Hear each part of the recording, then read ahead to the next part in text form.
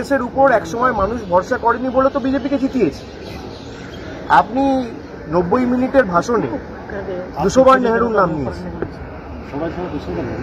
Demonetisation করে NRC করতে চেয়েছিল যারা যারা দেশটাকে রসাতলে পাঠিয়েছে, তার জন্য এখন আপনি ইন্দিরা গান্ধী নেহরুকে দায়ী করছেন।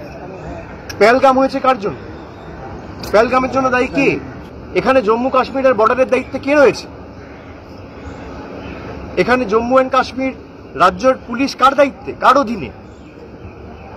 4 জন জঙ্গি কি করে ঢুকলো বাংলাদেশ বর্ডার হয়ে? তারা দাবি করছেন যে বাংলায় ঢুকেছে, কার ব্যর্থতার কারণে ঢুকেছে? কে ঢুকিয়েছে?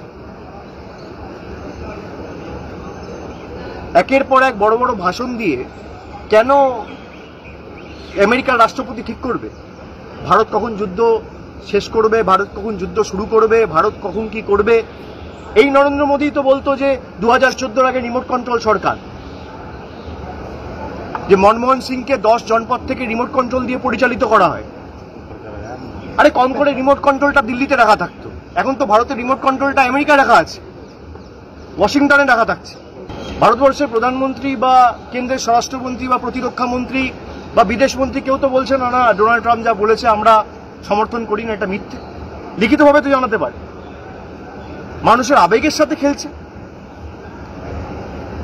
এই রাজনীতি কোনোদিন ভারতবর্ষের মানুষ দেখেনি। এত দুর্বল প্রধানমন্ত্রী, এত দুর্বল সরকার, যারা নিজেদেরকে মজবুত সরকার বলে। মজবুত সরকার না, মজবুর সরকার। ডোনাল্ড ট্রাম্পের কাছে মজবুর হয়ে গেছে।